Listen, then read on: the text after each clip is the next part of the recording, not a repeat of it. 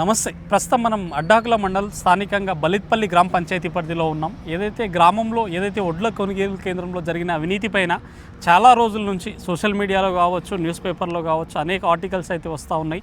దాంట్లో దాదాపు 11 లక్షల పైచీలకు అవినీతి జరిగిందని చెప్పేసి ఏదైతే బుక్ కీపర్ పైన కావచ్చు, స్థానికంగా కొంతమంది వ్యక్తులపైన ఆరోపణలు అయితే వస్తూ ఉన్నాయి. మరి దీనిపైన వాస్తవంగా ఆర్టీఐ యాక్ట్ వేసి వాస్తవాలు తెలుసుకునే ప్రయత్నంలో ఆంజనేయులు అయితే ఆర్టీఐ యాక్ట్ వేయడం జరిగింది. ఆయనకు సంబంధిత ఆ చట్టం నుంచి ఇన్ఫర్మేషన్ అయితే రావడం జరిగింది. మరి ఆర్టీఐ యాక్ట్లో ఇన్ఫర్మేషన్లో ఏమేమి ఉంది, మరి ఆర్టీఐ యాక్ట్ ఇచ్చింది రాంగ్ ఉందా, రైట్ ఉందా, మరి వాస్తవంగా కొంత అలిగేషన్ అయితే చేస్తూ ఉన్నారు గ్రామస్తులు. మార్నింగే మనం గ్రామంలోకి వెళ్ళినప్పుడు మమ్మల్ని ఆర్టీఐ యాక్ట్ వేసి అనేక బ్లాక్మెయిల్ చేస్తూ ఉన్నారు, అనేక వసూళ్లకు పాల్పడుతూ ఉన్నారు, మమ్మల్ని ఇబ్బంది పెడతా ఉన్నారు అని అనేక విధాలుగా ఆరోపణలు అయితే చేశారు. మరి వాస్తవమా అవాస్తవమా ఏంటిది అనేది ఆంజనేయులు గారే ఉన్నారు. వారి మాటల్లో వీటన్నిటి గురించి ఒక వివరణ తీసుకునే ప్రయత్నం అయితే చేద్దాం.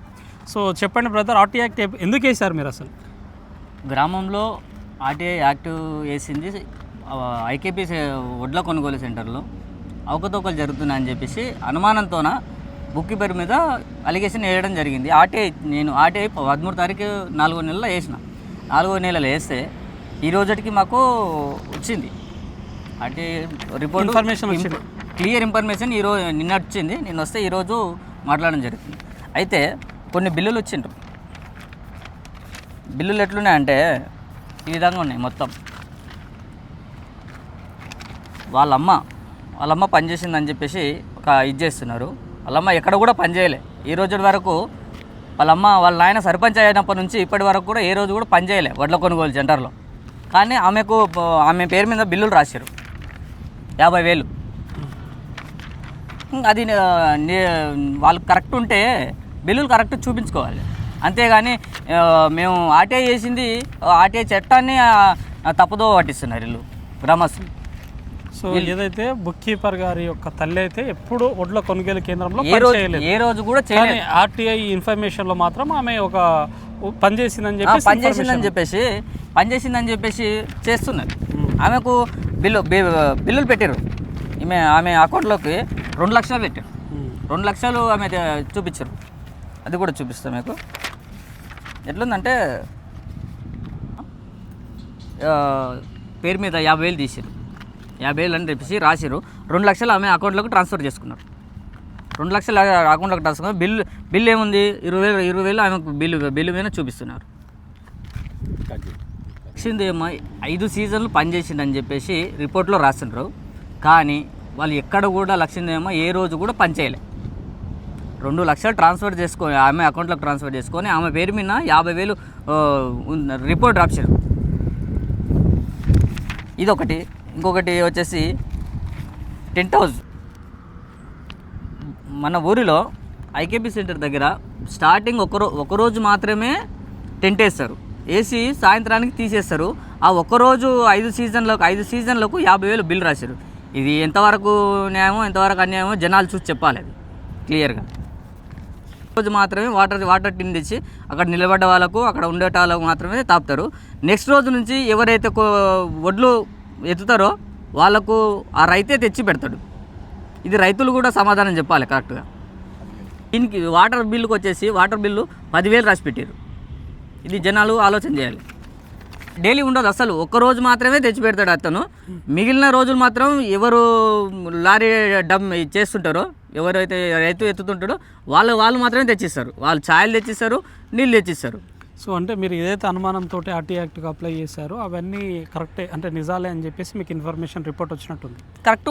మొత్తం టోటల్ ఇన్ఫర్మేషన్ నిన్న ఇచ్చిండ్రు. 11,24,000 అని చెప్పేసి ఇచ్చిర్రు రిపోర్టు.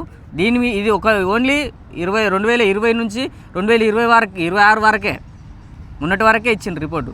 అంతకు ముందు ఉన్న రిపోర్ట్ ఇంకా ఎంత ఉందో తెలియాలి. సో దానికి కూడా ఇప్పుడు ఇన్ని అవకతవకలు జరిగినాయి కాబట్టి మీరు ఏం చేద్దాం అనుకున్నాం, ఫర్దర్ ఏ విధంగా మూవ్ అవుదాం అనుకుంటున్నాం? ఫర్దర్గా ఏం లేదండి, సిపి దగ్గరికి వెళ్ళాలి. ఇప్పుడు సిపి దగ్గరికి వెళ్తాం. ఇది తీసుకొని సిపి దగ్గరికి, సిపి ఏం సమాధానం చెప్తాడో ఎంక్వైరీ చేస్తారా లేనిది అన్నది. సిపి నుంచి పీడీకి వెళ్తాం, పీడీ నుంచి సిపికి వెళ్తాం, సిపి నుంచి డైరెక్ట్ హైకోర్టు అప్పీల్కి వెళ్తాం ఖచ్చితంగా. ఇది ఎంత దూరం అయినా సరే వెళ్ళడానికి రెడీ ఉన్నాం మేము. మహిళా సంఘం అధ్యక్షురాలు మైమూదా అని ఉంటుంది. ఆమె అకౌంట్లోకి 2 లక్షలు ట్రాన్స్ఫర్ చేసుకొని ఆమెకు తెలియకుండానే ఫోన్పే చేసుకున్నాడు. ఆమె ఫోన్ తీసుకొని తెలియకుండానే ఫోన్పే చేసుకున్నాడు. 30,000 సీసీకి శ్రీహరికి ట్రాన్స్ఫర్ చేయండి, మిగిలినవి ఆయన అకౌంట్లోకి ట్రాన్స్ఫర్ చేసుకోవడం జరిగింది. అది కూడా ఫుల్ ఎవిడెన్స్తో మాట్లాడుతున్నాను. వితౌట్ ఎవిడెన్స్ ఎప్పుడు కూడా మాట్లాడాను. ఇది వచ్చేసి మహమూదా వచ్చేసి ఈ ట్రాన్స్ఫర్ చేసుకుని నా అకౌంట్లోకి ట్రాన్స్ఫర్ చేసుకొని ఆయన అకౌంట్లోకి ట్రాన్స్ఫర్ చేసుకున్నది అని చెప్పేసి కలెక్టర్కు కంప్లైంట్ చేయడం జరిగింది. రైట్. ఏదైతే అడ్డాకుల మండల్ బలిత్పల్లి గ్రామంలో సో రిపోర్టర్ అదేవిధంగా సో వెంకటేష్ గారి పైన అనేక ఆరోపణలు అయితే మార్నింగ్ బలిత్పల్లి గ్రామంలో చేయడం జరిగింది. ఆయన గ్రామంలో అనేక విషయాల్లో ఆర్టీఐ యాక్ట్ వేసి మమ్మల్ని ఒక బ్లాక్మెయిల్ చేసి పైసలు అయితే గుంజుతూ ఉన్నాడని చెప్పేసి ఊర్లో ఒక మట్టి కొట్టినా, ఊర్లో ఒక ఇసుక చేసినా, ఏమి చేసినా గ్రామాభివృద్ధికి అడ్డంగా పడతా ఉన్నాడు. కొత్తగా ఒక ఇల్లు కట్టనియ్యాడు, ఏం చేయనియాడు అని చెప్పేసి ఆయన పైన సంచలన ఆరోపణలు చేసే ప్రయత్నం చేశారు. అదేవిధంగా ఎస్సీ అట్రాసిటీ కేసు మేము ఏమనకముందే మా పైన వేసి మళ్ళీ కాంప్రమైజ్కి ఆయననే 5 లక్షలు డిమాండ్ చేసిండు. మేము ఇయ్యనందుకు ఇప్పుడు ఏదైతే ఈ బుక్ కీపర్ పైన ఈ ఆరోపణలు చేస్తూ ఉన్నాడు, కక్షతోటే చేస్తూ ఉన్నాడు తప్ప ఇందులో ఎటువంటి వాస్తవం లేదని చెప్పేసి సో మార్నింగ్ అయితే మన మీడియాలో మాట్లాడే ప్రయత్నం చేశారు. మరి వీటన్నిటికీ సరైన సమాధానమా, మరి అవి వాస్తవాలా అవాస్తవాలా తెలుసుకోవడానికి సో వెంకటేష్ గారే మనతో ఉన్నారు. మరి వారి మాటల్లోనే వీటన్నిటికీ ఒక క్లారిటీ తీసుకునే ప్రయత్నం అయితే చేద్దాం. సో చెప్పండి బ్రదర్, ఏంటిది మీ పైన ఈ ఆరోపణలు ఏంటి? సొంత ఊర్లోనే ఈ ఆరోపణలు ఏంటివి? మాది బలిపల్లి గ్రామం. నేను రిపోర్టర్గా చేస్తుంటిని. రిపోర్టర్ చేసే క్రమంలో మా ఊరిలో 2021 నాడు ఫిబ్రవరి 21 నాడు ట్రాక్టర్లతో ఇసుక తరలిస్తున్నారు అక్రమంగా. ఎలాంటి అనుమతులు లేవని చెప్పి అడ్డాకుల ఎస్ఐకి నేను ఇన్ఫర్మేషన్ ఇవ్వడం జరిగింది. ఇన్ఫర్మేషన్ ఇవ్వడంతో వాళ్ళు ఏం చేసిందంటే అడ్డాకుల ఎస్ఐ ఇట్లా ట్రాక్టర్లో ఇసుక పర్మిషన్ లేదని చెప్పి ఎస్ఐ వాళ్ళకి సమాచారం ఇవ్వడంతో మా ఇంటి మీదకి ఒక 30 ట్రాక్టర్ల వరకు తీసుకుని వచ్చింది. ఇసుక గురించి మా గురించి చెప్తావారా నువ్వు ఎరకల కొడక అని చెప్పి ఇల్లు లేకుండా చేస్తాం, కులగొడతామని చెప్పి భయభ్రాంతులకు గురి చేసిండ్రు. మా ఇంటి మీదకి వచ్చి మా ఆడపిల్లల్ని వాళ్ళందరూ బెదిరించినందున ఆ రోజు ఇమ్మీడియట్లీ ఎస్పీకి ఫోన్ చేయడం, ఎస్పీ ఇమ్మీడియట్లీ ఎస్ఐకి అప్రోచ్ కావడం, ఎస్ఐ మా ఇంటి దగ్గరికి వచ్చి అంతా ఎంక్వైరీ చేసుకుని వాళ్ళందరినీ ఎలగొట్టడం జరిగింది. ఎలగొట్టడం జరుగుతుంటే మరుసటి నాడు నేను వెళ్ళి అడ్డాకుల పోలీస్ స్టేషన్లో కంప్లైంట్ ఇవ్వడం జరిగింది. ఏమని అంటే ఇట్లా అక్రమంగా ఇసుక తరలిస్తుంటే నేను ఇసుక పర్మిషన్ లేకుండా తరలిస్తున్నారని చెప్పి ఎస్ఐకి చెప్పడంతో ఎస్ఐ వాళ్ళకి సమాచారం ఇవ్వడంతో నా మీద మీరు దాడి చేయించిండ్రు, మీ వల్ల దాడి చేసిండ్రు అని చెప్పి నేను ఇమీడియట్లీ కేసు కావాలి అని చెప్పి నేను SST కేసు కావాలని కంప్లైంట్ ఇవ్వడం జరిగింది. ఆ కంప్లైంట్ ఇవ్వడంతో ఎస్ఐ ఏం చేశాడంటే వాళ్ళ మీద 11 మంది మీద కేసు చేయడం జరిగింది. వాళ్ళ ఎవిడెన్స్తో వాళ్ళు ఎంక్వైరీ చేసుకున్నారు. వాళ్ళు నిజంగా ఇంటి మీదకి వచ్చిందని తెలుసుకుని కేసు చేసిండు. కేసు చేసినాక DSP కూడా నెక్స్ట్ డే వచ్చిండు, అన్ని ఫార్మాలిటీస్ పూర్తి చేసుకున్నాడు. వాళ్ళ మీద కేసు జరిగింది. కేసు జరిగే క్రమంలో ఏమైందంటే 5 ఏళ్ల తర్వాత సమన్స్ వచ్చినాయి. మొన్న ఫిబ్రవరిలో సమన్స్ వచ్చిన తర్వాత కాంప్రమైజ్ కావాలని చెప్పి గ్రామస్తులు అందరూ కలిసి నా ఇంటికాడికి వచ్చి అడుక్కొని వెల్టూర్ స్టే దాబా కాడికి తీసుకెళ్ళి కాంప్రమైజ్ కావాలని అడిగిండ్రు. అడిగితే నేను కాను నాకు న్యాయం జరగాలి, నా ఇంటి మీదకి దాడి చేయడానికి వచ్చిండ్రు, నా పిల్లలు అందరూ భయపడిపోయినారు. ఆ టైంలో నేను ఎట్లా డ్రాప్ అవుతానని చెప్పిన వాళ్ళే డబ్బులు ఇస్తాము అది ఇస్తామని ఆశ పెట్టినా కూడా నేను డ్రాప్ గాను అని చెప్పి మరీ చెప్పాను. చెప్పిన తర్వాత మా ఫ్రెండు హైదరాబాద్ ఉంటాడు, హైదరాబాద్ ఉన్న తనతో నుండి ఫోన్ చేయించి డ్రాప్ కావాలని ఒత్తిడి చేయడం వల్ల ఆ రికార్డింగ్ తీసుకుపోయి నేను ఎక్కడ డబ్బులు అడగలేదు, ఆ రికార్డింగ్ తీసుకుపోయి కోర్టు జడ్జి కాడికి ఇచ్చింది. ఆ ఫోన్ మీరే చేయించారంటారంటా ఉన్నారు, ఇప్పుడే మీ ఫ్రెండ్ చేశారంటా ఉన్నారు. ఎవరు? అతనే చేశాడు. నరేందర్ గౌడ్కి శ్రీధర్ అనే వ్యక్తి వ్యక్తి ఫోన్ చేసి మాట్లాడించిన తర్వాత రికార్డింగ్ చేసుకున్నాడు, కోర్టులో సబ్మిట్ చేసిండు. కోర్టులో సబ్మిట్ చేసిన తర్వాత మళ్ళీ ఏం చేసిండు, మొన్న కోర్టు హాలిడేస్ అయిపోయిన తర్వాత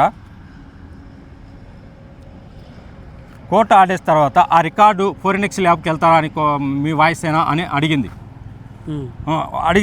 జడ్జి గారు అయితే మేడం నేను వెళ్తాను ఖచ్చితంగా, ఫోరెన్సిక్ ల్యాబ్ తీసుకోండి అని చెప్పాను.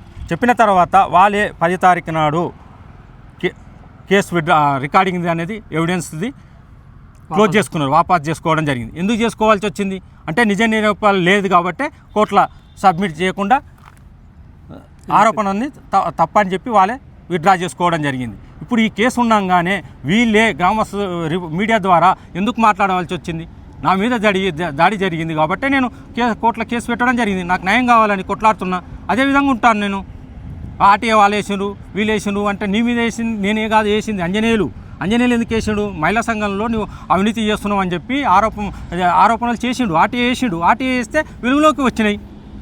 అదే అడ్డాకుల మండలం ఏపీఎంసీసీకి కూడా రిపోర్టు కూడా ఇచ్చారు. 11,24,000 అవినీతి జరిగిందని. దానికి నాకేం సంబంధం ఉంటుంది? నా ఎస్సీ కేసు ఉంది, నేను అదే విధంగా కొట్లాడుతున్నా. అంజనేయులు అనే వ్యక్తి మీరు అవినీతి ఆరోపణలు చేసిందని చెప్పి నువ్వు టీఆర్ఎస్లో ఉన్నప్పుడు, టీఆర్ఎస్లో తిరిగేటప్పుడు అవినీతి చేసినావు అని చెప్పి కాంగ్రెస్ వార్డు సభ్యులు గెలిచిన తర్వాత నీ అవినీతి బయటికి తీసిండు. దానికి దీనికి ఏం సంబంధం ఉంటుంది? ఎవరో కొంతమంది రెడ్లను పెట్టుకొని నువ్వు మాట్లాడిస్తే అయిపోతుందా? మీరు అందరు కేసులు ఉన్న వాళ్ళందరూ ఎట్లా మాట్లాడతారు? కోట్ల కేసు ఉన్నాగా మాట్లాడడానికి లేదు కదా. నీకు కావాల్సిన వర్గాలను పెట్టుకొని, మీ అగ్రవర్ణాలను పెట్టుకొని మా ఎస్సీ ఎస్టీలని కావాలని మీరు ఇబ్బంది పెడుతున్నారు. దీనిపైన మేము ఖచ్చితంగా ఎస్సీ ఎస్టీ కమిషనర్ కూడా వెళ్ళడానికి దృష్టికి తీసుకెళ్తాం. ఢిల్లీకి వెళ్తాం. ఆల్రెడీ సీఎం కూడా కలిసి చెప్తాం. సో అంటే ఇప్పుడు గ్రామంలో ఇప్పుడు మార్నింగ్ మాట్లాడినప్పుడు ఆరోపణలు అనేకం చేస్తూ ఉన్నారు. మమ్మల్ని ఇబ్బంది పెడుతున్నారు, ఆర్టీఐ యాక్ట్ పెడుతూ ఉన్నాడు, ఆంజనేయులు వెనుక కూడా మీరే ఉన్నారనే విధంగా చెప్తా ఉన్నారు. అంజనేయులు అనే వ్యక్తి కూడా నేను ఉండడం కాదు, అతను ఎస్సీ. అతని మీద గతంలో 2024 నాడు, ఏప్రిల్ 2024 నాడు అంబేద్కర్ విగ్రహం కాడ చలివేంద్రం పెడుతున్నారు. ఎవరు? ఎంపీటీస్ గణేష్, ఈ అంజనేయులు వీళ్ళందరూ కలిసి పెట్టే క్రమంలో మా భూములు ఎందుకు పెడుతున్నా అని చెప్పి గణేష్ను, అంజనేయులను, నరేష్ను కొట్టడం జరిగింది. కొడితే వాళ్ళు కూడా ఎస్సీ కేసు పెట్టడం జరిగింది. పెట్టిన తర్వాత మీరు కూడా ఫాల్స్ కేసు పెట్టలేదా?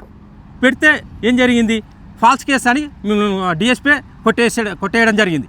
అదే గణేష్ కేసు ఇంకా కోర్టులో నడుస్తుంది. దీనికి మీరేం సమాధానం చెప్తారు? అంటే మా ఊర్లో ఇంతకుముందు గతంలో కూడా 2015 నాడు కూడా దయాకర్ ఎంపీ ఎస్సీ క్యాండిడేట్ అయినని చెప్పి అతని మీద దాడి చేస్తారు. 2020 కల్లా నా మీద దాడి చేస్తారు. 2024 ఎంపీటీసీ గణేష్ మీద దాడి చేస్తారు. ఎన్నిసార్లు ఎస్సీ ఎస్టీల మీద దాడి చేసుకుంటుంటారు. దాంతోపాటు డబ్బులు డిమాండ్ చేస్తున్నారు అని చెప్పి మా మీద ఆరోపణలు ఎందుకు చేస్తున్నారు?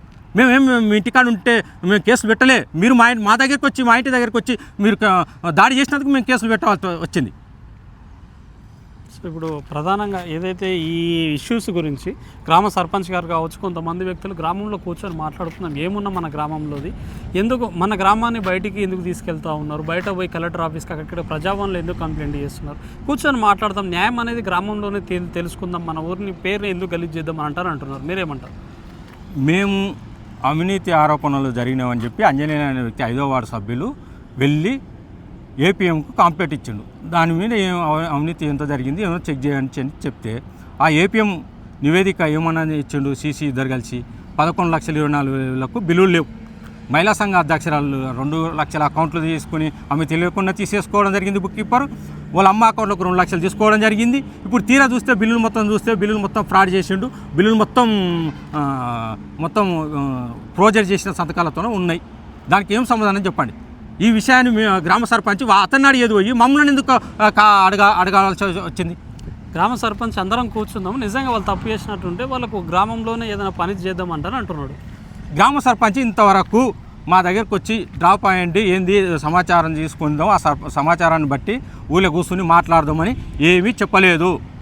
ఆయన్నే తీసుకెళ్ళి ఎమ్మెల్యే దగ్గర తీసుకెళ్ళి ఆ బుక్ కీపర్ అయిన శ్రీధరు టీఆర్ఎస్ నాయకుని, ఈ కాంగ్రెస్ నాయకుని ఎందుకు తీసుకోవాల్సి వస్తుంది? 5వ వార్డు సభ్యులు అంజనేయులు కాంగ్రెస్ నాయకుడు, ఎమ్మెల్యే మేఘారెడ్డితో ఎమ్మెల్యే ఎలక్షన్లో పనిచేసిన వ్యక్తిని కాకుండా నువ్వు శ్రీధర్ని మరీ తీసుకోవాల్సిన అవసరం ఏముంది?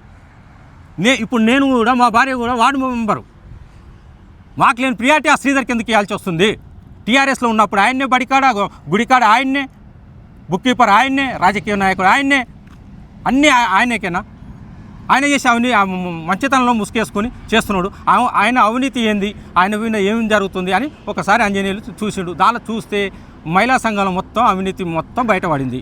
వాళ్ళు దాన్ని ఓర్చుకోలేక కొంతమంది వాళ్ళ వర్గాలని 10 మందిని తీసుకొచ్చుకొని మీడియాలో మాట్లాడించి మమ్మల్ని తప్పుడు ఆరోపణలు, డబ్బులు అడిగిన అనేది చూపిస్తున్నారే తప్ప మాకే అన్యాయం జరిగింది అనేది ఒక్కరు కూడా మాట్లాడలేకపోతున్నారు. ఎందుకు?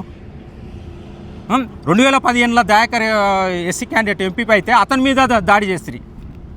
2021లో రిపోర్టర్ మీద దాడి చేస్తారు.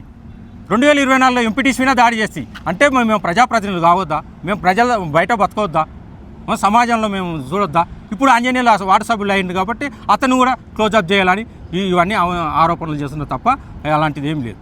సో మరి రాబోయే రోజుల్లో ఏ విధంగా ముందరికి వెళ్దాం అనుకుంటున్నారు? ఈ కేసుల గురించి కావచ్చు, ఈ ఆరోపణల గురించి కావచ్చు, గ్రామంలో జరిగిన అవినీతి గురించి కావచ్చు, వీటన్నిటిపైన ఒక గ్రామ పౌరుడిగా ఏ విధంగా ముందరికి వెళ్దాం అనుకుంటున్నారు? అయితే 2024 నుండి సర్పంచ్ పీరియడ్ అయిపోయిన తర్వాత స్పెషల్ ఆఫీసర్ పీరియడ్లో కరుణాకర్ రెడ్డి ఇప్పుడు గెలిచిన సర్పంచ్ ఏం చేసిండంటే పనులు చేసిండు. స్పెషల్ ఆఫీసర్ను నెమ్మడేసుకుని పంచాయత్ సెక్రటరీ నెమ్మడేసుకుని పనులు చేయడం జరిగింది. ఆ పనుల్లో అవినీతి జరిగిందని మేము ఆర్టీఐ వేయడం జరిగింది.